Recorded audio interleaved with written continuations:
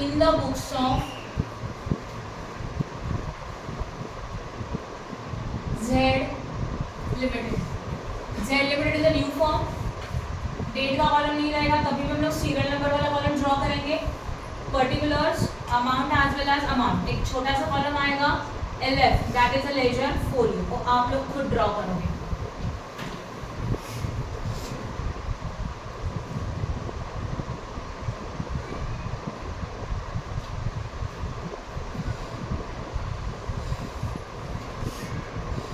Particulars, amount यहाँ पे होगा, डेट. देखो ये सब in the books of new form जब जर्नल एंट्री सॉल्व करेंगे तो कुछ स्टेप्स है, स्टेप वाइज एंट्री सॉल्व करेंगे. पहला वाला होना चाहिए business purchase. Z limited prepare हो रहा है, या तो जेड लिमिटेड बन रहा है कौन से दो कंपनी के अमालगमेशन से, एक्स एंड वाई. तो जेड लिमिटेड ने एक्स एंड वाई दोनों को टेकन ओवर किया, तो एक्स एंड वाई दोनों का बिजनेस परचेस किया. इसलिए पहला वाला एंट्री आता है business purchase account debit to liquidator of X limited to liquidator of Y limited. X limited का पीसी का अमाउंट था 72 लाख, Y limited का पीसी था 48 लाख. दोनों का कंबाइन करके बन गया 1 crore 20 lakh, which is already given in the question. Narration आएगा being business purchase. Second one, assets and liability taken over. Right now two firms are there, ना two companies are there, X as well as Y. तो second वाले entry में आएगा assets and liability of X, and second third वाले entry में हम लोग करेंगे assets and liability taken over of Y. दोनों का अलग अलग करेंगे. राइट, तो पहले X के लिए देखते हैं. X के assets and liability का वैल्यू यहाँ पे रिवाइज वैल्यू है, वही कंसिडर कर सकते हैं सिंपल पे. राइट, पीसी में अवेलेबल है. तो पहले लिखा जाएगा building account debit 28 lakh. Then machinery account debit 31,50,000. Stock account debit 25,50,000. Then debtors account debit 9 lakh. And bank account is also debit 7 lakh. फिर एक लाइन छोड़ेंगे, फिर लिखेंगे टू बिजनेस परचेस. इसमें आता है पीसी का amount, this is the x limited assets and liability. तो एक्स लिमिटेड का पीसी था 72 लाख, वो कंसिडर होगा. फिर इसमें लिखेंगे ऑल योर लायबिलिटीज. लायबिलिटी में आएगा डिवेंचर्स, रिवाइज्ड वैल्यू उसका 4,50,000. एंड टू क्रेडिटर्स जिनका रिवाइज्ड वैल्यू है 6,50,000. इनको टोटल करके देखो प्लीज, टैली हो रहा होगा या तो टैली नहीं हो रहा, तो क्या डिफरेंस आ रहा है कैलकुलेट करो. If total of debit is higher and total of credit is lower, तो हायर में से हम लोगों को लोअर माइनस करना है. राइट, अगर बैलेंसिंग फिगर डेबिट में आया तो गुडविल, अगर बैलेंसिंग फिगर क्रेडिट में आया तो कैपिटल रिजर्व्स. इसमें एसेट्स का साइड ज़्यादा है, लायबिलिटी का साइड कम है, और कैपिटल रिजर्व हम लोगों का आ रहा है 18 लाख. प्लीज कैलकुलेट करके देखो. टू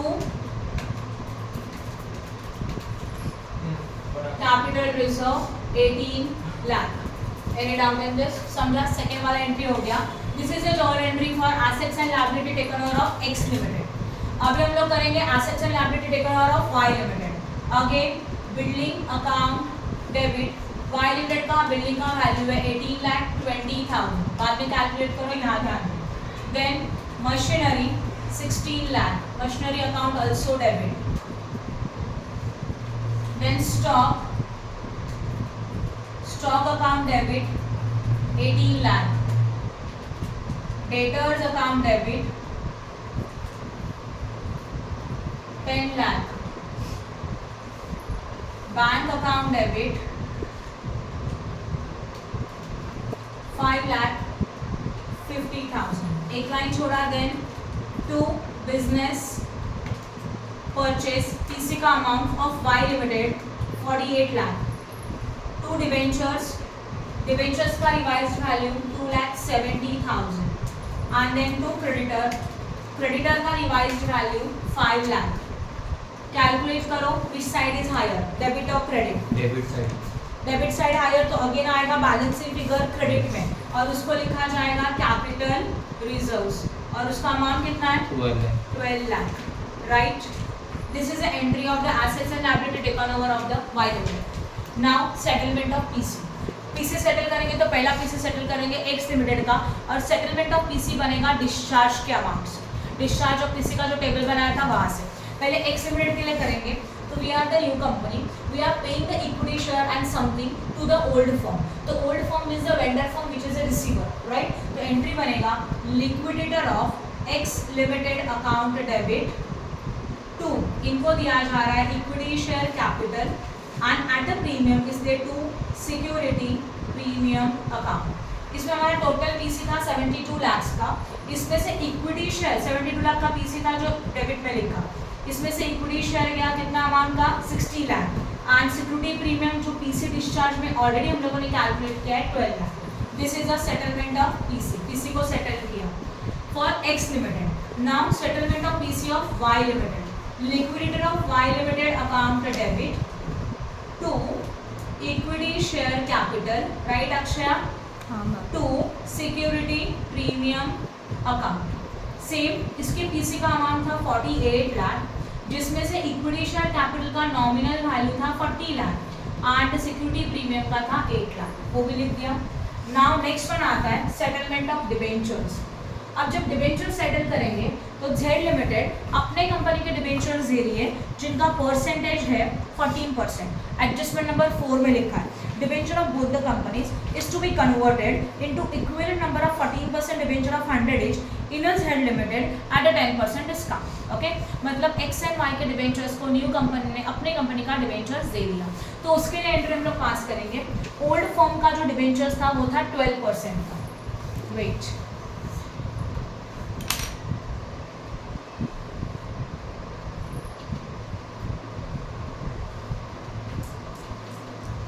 तो 12% debentures are going to be cancel, तो यहाँ लिखेंगे 12% डिबेंचर अकाउंट डेबिट। उनको दिया जा रहा है 15% डिबेंचर, वो भी डिस्काउंट में, तो डिस्काउंट में तो लॉस होता है इसलिए debit, discount on debenture account also debit. और उनको दिया जा रहा है new debenture 15% debenture, right. 15% debenture का रिवाइज वैल्यू देखो यहाँ पीसी में निकाला है, कितना अमाउंट है 4,50,000 है, बट ऑलरेडी अमाउंट कितना था चेक करो जरा। 12% डिबेंचर्स का अमाउंट कितना था 5 लाख था, इनको हम लोगों ने दिया 14% डिबेंचर, तो यहाँ पे आएगा 14% डिबेंचर।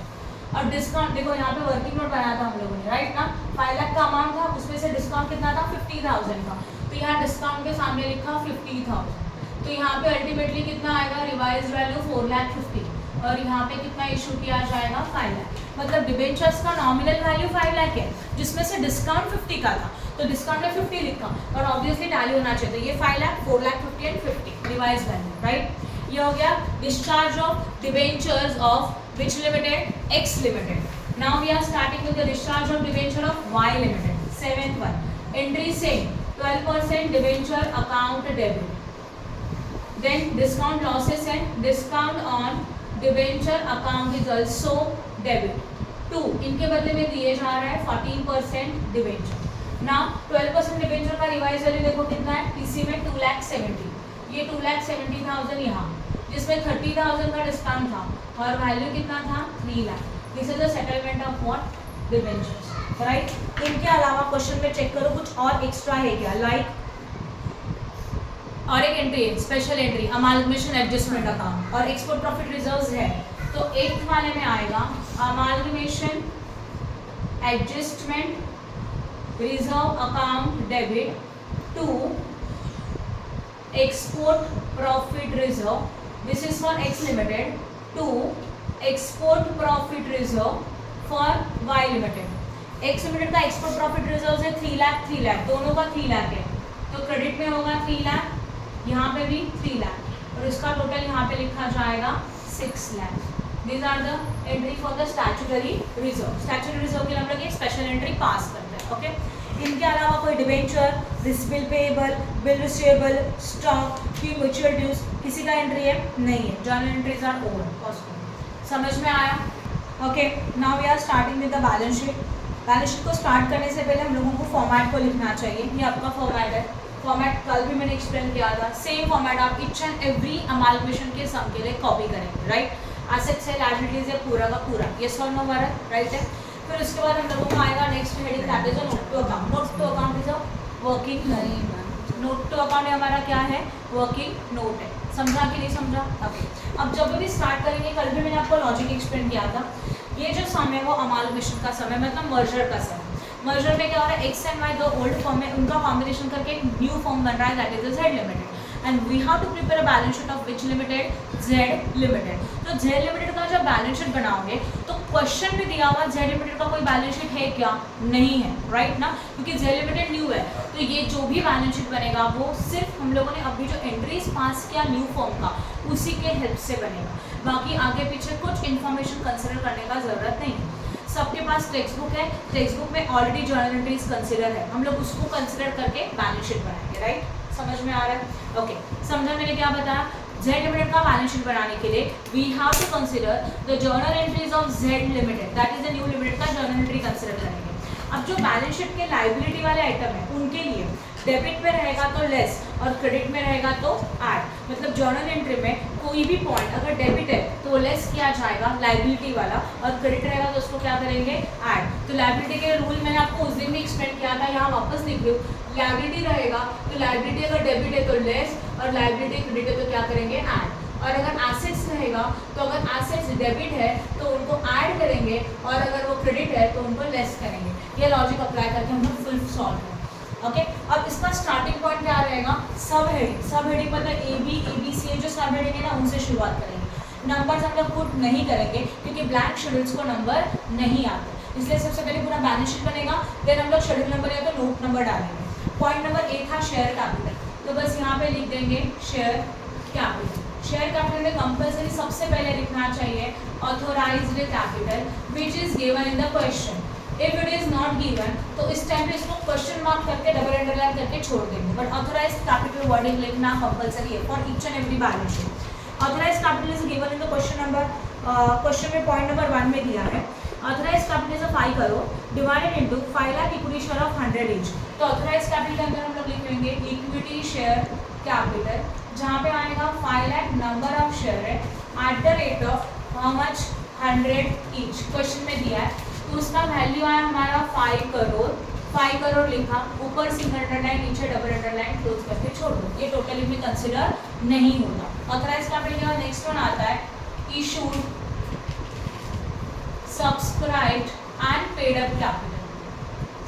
कैपिटल में दो टाइप के कैपिटल्स होते हैं, equity as well as preference. तो फर्स्ट आएगा equity share capital. Now go to the balance sheet, sorry go to the journal entries. Journal entries में जाओ, दीज आर द लायबिलिटीज। जहाँ जहाँ पे इक्विटी शेयर कैपिटल डेबिट है वो less करेंगे, और क्रेडिट है उनको ऐड करेंगे। फर्स्ट एंट्री में कोई इक्विटी शेयर कैपिटल नहीं है, इग्नोर। सेकंड में भी नहीं है। थर्ड में इक्विटी शेयर कैपिटल है, क्रेडिट है, कैलसी पे अमाउंट लो 60 लाख। देन फोर्थ में कुछ नहीं है, फिफ्थ में भी इक्विटी शेयर कैपिटल नहीं है, सिक्स्थ में क्रेडिट में है तो क्रेडिट ऐड होना चाहिए, ऐड 40 लाख। उसके बाद के एंट्रीज में नहीं है। टोटल कितना हो जाएगा, 1 करोड़। तो यहाँ पे हम लोग लिखेंगे 1 करोड़।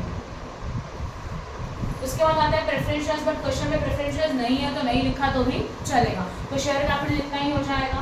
ये हो गया शेयर कैपिटल का टोटल जो कि 1 करोड़ है। तो शेयर कैपिटल में हम लोग लिखेंगे 1 करोड़। पहला पॉइंट खत्म। शेयर कैपिटल के बाद आएगा सेकेंड वाला point, that is the reserves and surplus. तो यहाँ पे हम लोग लिखेंगे रिजर्व्स एंड सरप्लस, हेडिंग है प्लीज अंडरलाइन करो। Go to the journal entries please. First entry को चेक करो, उसमें कोई रिजर्व नहीं है। सेकेंड एंट्री में चेक करो, कैपिटल रिजर्व है, क्रेडिट है, और क्रेडिट वाला अमाउंट ऐड होता है, राइट। तो कैपिटल रिजर्व का अमाउंट तो 18 लाख कैलसी पे, यहाँ लिखो कैपिटल रिजर्व। समझ रहा है, 18 लाख लिया। थर्ड में कुछ नहीं है रिजर्व, मतलब कैपिटल रिजर्व नहीं है। फोर्थ में भी कैपिटल रिजर्व नहीं है। फिफ्थ में कैपिटल रिजर्व है 12 लाख। 18 लाख प्लस 12 लाख 30 लाख, सही है ना। देन और कहीं पे कैपिटल रिजर्व्स है, डेबिट क्रेडिट कहीं पे नहीं है, तो कैपिटल रिजर्व्स में अमाउंट कितना आएगा, 30 lakh. I hope no doubt. Then next one outer में, ठीक है, डायरेक्टली टोटल करने का ना हम लोगों को। तो हम लोग आउटर में लिख सकते हैं। इनर में वो पॉइंट लिखने का जिसके अंदर ऑलरेडी प्लस माइनस करने का है। तो अभी कैपिटल रिजर्व में और कुछ प्लस माइनस नहीं करना है, तो उसको हम लोग आउटर कॉलम में लिख सकते हैं। ठीक है, now next security premium is also your reserve. Yes, first entry में नहीं है, सेकंड में नहीं है, थर्ड में देखो सिक्योरिटी प्रीमियम है, वो भी क्रेडिट है। क्रेडिट वाला अमाउंट कैलसी पे लो 12 लाख। देन फोर्थ में नहीं है, फिफ्थ में भी नहीं है, राइट। देन सिक्स्थ में है, कितना है सिक्स्थ में? सिक्स्थ में हाँ, सिक्स्थ में है 8 लाख का अमाउंट लो कैलसी पे। 8 लाख प्लस समथिंग जो भी था वो करो ऐड, 20 लाख। और कितना हो गया? तो ये लिखा हम लोगों ने सिक्योरिटी प्रीमियम, और वो अमाउंट आएगा 20 lakh. Any doubt in this?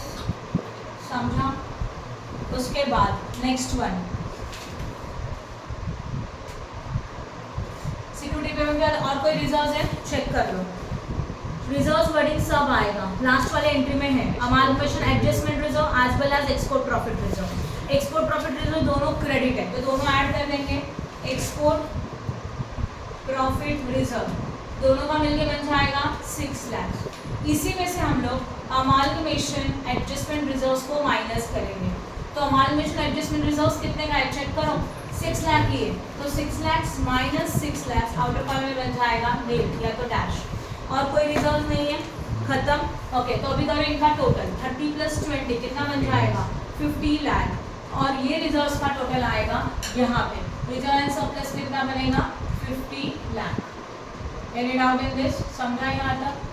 उसके बाद आता है नेक्स्ट वाला heading, that is a long term borrowing. Long term borrowing में आते हैं all type of debentures as well as term loan, loan, secured loan, all things. Okay, now go to the journal entries. पहले इसमें कुछ नहीं है, second में है। सेकंड में है 12% डिबेंचर्स, है ना। 12% डिबेंचर का अमाउंट है 4,50,000, कैलसी पे लो 4,50,000। नाउ अगेन फोर्थ एंट्री में है, फोर्थ एंट्री में है 12% डिबेंचर बट वो डेबिट है, तो क्रेडिट में से डेबिट माइनस 0, तो 12% डिबेंचर 0 बन जाएगा, राइट। अगेन आगे जाओ, और कहीं पे है 12% डिबेंचर? हाँ, फिफ्थ वाले एंट्री में 12% डिबेंचर क्रेडिट है 2,70,000, राइट। यस और नो? समझा? फिर ये 2,70,000 का जो अमाउंट है वो 2,70,000 अगेन डेबिट हो जाएगा 2,70,000, 2,70,000 0। Any doubt? समझा यहाँ तक? उसके बाद नेक्स्ट पॉइंट क्या आएगा 2,70,000 के बाद? अभी देखो और कोई डिबेंचर्स है? हाँ है, 14% डिबेंचर्स है, क्रेडिट में है। फोर्थ एंट्री में 5 लाख, वही 14% डिबेंचर सेवेंथ एंट्री में है 3 लाख, 5 लाख प्लस 3 लाख। तो यहाँ पे लिखा जाएगा लॉन्ग टर्म बोरिंग। उसमें आएगा कितना परसेंट डिबेंचर? 15% डिबेंचर। यस और नो? 15% नहीं, 14% डिबेंचर। और अमाउंट कितना आया था हम लोगों का? 8 लाख। कोई प्लस माइनस नहीं है तो आउटर में लिखा तो चलेगा। और कोई लोन्स वगैरह है क्या? आई होप नहीं है, नहीं है। समझा यहाँ तक? ओके, तो अभी क्या कर जाएगा? 8 लाख हो गया। अभी लॉन्ग टर्म बोरिंग के बाद आता है लॉन्ग टर्म प्रोविजन, कुछ नहीं है। अदर नॉन करंट लायबिलिटीज भी कुछ नहीं है, नहीं लिखा तो चलेगा। शॉर्ट टर्म बोरिंग भी कुछ नहीं है। फिर क्या है? Trade payable. ट्रेड पेएबल में आता है creditors as well as bill payable. तो प्लीज चेक करो, जहाँ जहाँ पे क्रेडिटर्स डेबिटेबल है और क्रेडिट है वो ऐड।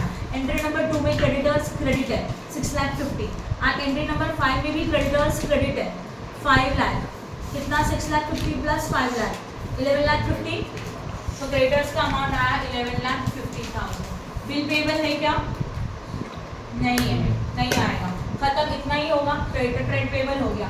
ट्रेड पेएबल के बाद आता है अदर करंट लायबिलिटी। कुछ और लायबिलिटीज है क्या चेक कर लो एक बार खुद से जर्नल एंट्रीज में। नहीं है। और लायबिलिटीज आर कंसिडर, कुछ भी बचा हुआ नहीं है। शेयर कैपिटल हो गया, डिबेंचर्स हो गया। Yes yes yes yes yes, समझा? ओके, अभी लायबिलिटीज होने का हम लोग क्लास शुरू करेंगे। Assets, right. एसेट्स में सबसे पहले क्या आता है? एसेट्स में सबसे पहले क्या आता है? Fixed assets. Now fixed assets लिखेंगे हेडिंग।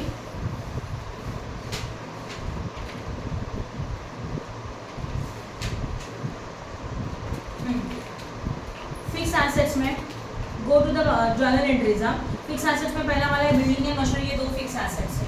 बिल्डिंग का हेडिंग लिखा, बिल्डिंग का अमाउंट क्रेडिट डेबिट में ऐड, अभी डेबिट ऐड क्रेडिट लेस, तो बिल्डिंग का डेबिट अमाउंट है 28 लाख एज वेल एज 18,20,000। कितना हो गया? 46,20,000। 46,20,000। बिल्डिंग के बाद है मशीनरी। मशीनरी का अमाउंट भी ऐड करो, 31,50,000 प्लस 16,00,000 47,50,000 47,50,000। दोनों का टोटल 93,70,000 93,70,000। ये हो गया फिक्स एसेट्स का टोटल, राइट है। अच्छा अभी और एक बात, नॉन करंट इन्वेस्टमेंट्स तो है नहीं, पर इसमें एक पॉइंट है, इन्वेस्टमेंट है। इन्वेस्टमेंट है क्या, चेक करो। नहीं है इन्वेस्टमेंट, नहीं है ना, इन्वेस्टमेंट्स की है नहीं है, तो इसको रफ करते हुए और एक हेडिंग लिख रही हूँ, अदर नॉन करंट एसेट्स। इसमें क्या आता है, इसमें आता है discount on issue of debenture, discount on issue of share, preliminary expenses, miscellaneous expenditure, ये जितने भी लॉसेस है ना वो सब यहाँ पे आ जाए। हाँ राइट ना, राइट। तो यहाँ पे discount on issue of shares तो है, इसलिए उसको लिखना पड़ेगा ना। चेक करो अभी discount on issue of shares है, discount on issue of shares. Fourth वाले एंट्री में 50,000 डेबिट है, ऐड करो, एंड सेवेंथ वाले एंट्री में 30,000, तो 50 प्लस 30 कितना आ जाएगा, तो यहाँ लिखेंगे अदर नॉन करंट एसेट्स, ये हेडिंग है। उसके अंदर आएगा discount on issue of shares, and discount on issue of shares कितने का है बोलो, 80,000 80,000। क्लियर हो गया, खत्म। ये सिंगल का यस, शेयर इशू एक्सपेंस भी इसको लिख सकते हैं, डिस्काउंट इशू ऑफ शेयर लिख सकते हैं, दोनों वर्डिंग्स चाहिए। बट ये शेयर इशू नहीं है, ये आप क्या इशू कर रहे हो, डिबेंचर, तो इसलिए हम लोगों ने यहाँ पे लिखा discount on issue of debenture लिखना चाहिए था। नहीं, शेयर इशू एक्सपेंसेस भी है ना। नहीं नहीं, वो जो क्वेश्चन में शेयर इशू एक्सपेंस है वो तो ओल्ड कंपनी के है, वो तो ओल्ड कंपनी में चले गए। ये न्यू फॉर्म ने जब डिस्काउंट इशू किया था वो आएगा, और वैसे भी हम लोग एक्स एंड वाई के बैलेंस शीट का कुछ कंसीडर नहीं करते, तो वो नहीं आएगा। समझा यहाँ तक, these are the discount issue of debenture, खत्म। उसके बाद नेक्स्ट वाला हेडिंग आता है करंट इन्वेस्टमेंट। कुछ है क्या, नहीं है, मत लिखो। बाद में आता है इन्वेंटरी। इन्वेंटरी का मतलब क्या होता है, स्टॉक। तो यहाँ पे हेडिंग लिखेंगे इन्वेंटरी। इन्वेंटरीज में आएगा स्टॉक। स्टॉक हमारा एसेट्स है, जितना भी स्टॉक डेबिट रहेगा वो ऐड, क्रेडिट रहेगा वो लेस।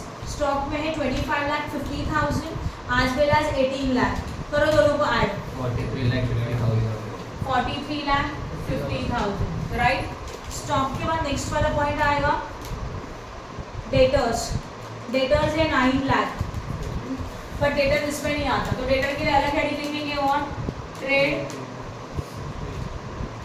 रिसीवेबल। इसके अंदर आएगा डेटर्स। डेटर्स का अमाउंट है हमारे पास डेबिट में 9,00,000 और उसी के साथ है 10,00,000, और कोई डेटर्स नहीं है, ना डेबिट है ना क्रेडिट है, तो टोटल बनेगा 19,00,000। ट्रेड रिसीवेबल के बाद नेक्स्ट हेडिंग क्या है, चेक करो, cash and cash equivalent, right. तो कैश एंड कैश इक्विवेलेंट पे जाओ please. Cash and cash equivalent में आता है बैंक भी आता है, कैश भी आएगा। बैंक है 7,00,000 का आज वेल एज 5,50,000 का, कितना बनेगा 12,50,000। आउटर में लिखा तो भी चलेगा, कोई एडजस्टमेंट नहीं तो सीधा आउटर में लिखने का आदत है। बैंक हो गया, और कुछ है कैश वगैरह कुछ समथिंग, कुछ नहीं है, खत्म। फिर इसके बाद क्या आता है अदर करंट एसेट्स, और कुछ है क्या, चेक करेंगे। अभी कुछ बचा है कि नहीं चेक करने के लिए सबसे पहले एंट्री से स्टार्ट करो प्लीज। जर्नल एंट्री में जाओ। पहला वाला है हमारा business purchase. Business purchase debit है, उसी वक्त बिजनेस परचेस क्रेडिट भी है, राइट ना। 72,00,000 का एज वेल एज 48,00,000 का, तो business purchase cancel. Liquidator of vendor मतलब लिक्विडेटर ऑफ एक्स भी है, लिक्विडेटर ऑफ वाई, दोनों क्रेडिट है तो दोनों डेबिट भी है, तो वो भी कैंसिल। देन एसेट्स सारे कंसिडर किए। लाइबिलिटीज में डिबेंचर, क्रेडिटर, बिजनेस परचेस हो गया, कैपिटल रिजर्व भी हो गया। थर्ड एंट्री में लिक्विडेटर ऑफ एक्स हो गया, equity share capital security premium दोनों लिखा। 12% डिबेंचर कंसिडर किया, डिस्काउंट भी लिखा, 14% डिबेंचर का भी एंट्री किया, फिक्स एसेट्स लिखा, स्टॉक लिखा, डेटर्स कैश सब कुछ लिखा है। 12% debenture, creditor, business purchase and capital reserve हो गया। 6 वाला भी सब पॉइंट कवर है। 7th वाले में भी डिबेंचर्स था, 12, 14 एंड डिस्काउंट कंसिडर हो गया, एंड 8th वाले पॉइंट में भी सब कुछ कवर हो गया। ओवर, कुछ भी नहीं बचा है। अब हम लोग करेंगे टोटल। टोटल करेंगे तो पहले इनको अंडरलाइन करके उनके जगह पर उनका अमाउंट लिख देते हैं, राइट। यहाँ पे कितना आएगा 80,000, यहाँ पे 43,50,000 का 43,50,000 ही होगा स्टॉक का वैल्यू, और इसका कितना होगा 19,00,000 दिस इज रिसीवेबल, और यहाँ पे रहेगा 12,50,000। चलो अमाउंट बताओ मुझे। सबसे पहले लॉन्ग टर्म बोरिंग कुछ है, हाँ है, कितना है लॉन्ग टर्म बोरिंग्स 8,00,000 इनर में लिखा, right. Then long term provision कुछ नहीं था, non current other non current कुछ नहीं था, इनका टोटल हम लोग बाहर लिखेंगे बाद में। शॉर्ट टर्म बोरिंग कुछ नहीं है। ट्रेड पेबल है, क्या है ट्रेड पेबल में 11,50,000, अदर करंट में कुछ नहीं, टोटल आउटर में आएगा। नाउ फिक्स एसेट्स में कुछ है क्या? हाँ है, कितना है 93,70,000। Other non current fix assets yes, कितना अवेलेबल है 80,000। करंट इन्वेस्टमेंट कुछ है नहीं है। इन्वेंटरीज यस, कितने का इन्वेंटरी बोलो 3,50,000 43,50,000 सब इधर में इन्वेंटरीज हो गया। उसके बाद ट्रेड रिसीवेबल ट्रेड रिसीवेबल बोलो कितना है 19 lakh. After that cash and cash equivalent cash and cash equivalent का total 12,50,000 12,50,000 and then other current assets में कुछ नहीं। Now listed 1 crore plus 50 lakh कितना बनेगा 1 करोड़ 50 लाख। यहाँ पे होगा 8 लाख, यहाँ पे होगा 11,50,000 करो टोटल 1,69,50,000 69,50,000। यहाँ पे करो total 93,70,000 plus 80,000 94,50,000 94,50,000। Now 43,50,000 plus 19 lakh plus 12,50,000 75 lakh plus 94,50,000 हो गया टैली 1,69,50,000। अब शेड्यूल नंबर लिखेंगे, ध्यान दो यहाँ से शेड्यूल नंबर लिखेंगे मेन फॉर्मेट में। शेयर कैपिटल को 1 लिखा, यहाँ पे भी शेयर कैपिटल को 1, रिजर्व सरप्लस को 2 लिखा, यहाँ पे रिजर्व सरप्लस को 2, लॉन्ग टर्म बोरिंग को 3 लिखा, लॉन्ग टर्म बोरिंग को 3, डायरेक्टली ट्रेड पेबल को 4, तो यहाँ पे भी ट्रेड पेबल को 4, देन फिक्स एसेट्स को 5, तो सीधा फिक्स एसेट्स को 5, देन अदर करंट एसेट्स को 6, यहाँ पे भी अदर नॉन करंट को 6, देन इन्वेंटरीज को 7, तो यहाँ पे इन्वेंटरीज को लिखा 7, देन ट्रेड रिसीवेबल को 8 था, कैश एंड कैश को 9 था, तो यहाँ पे भी 8 and 9। Now your balance sheet is complete.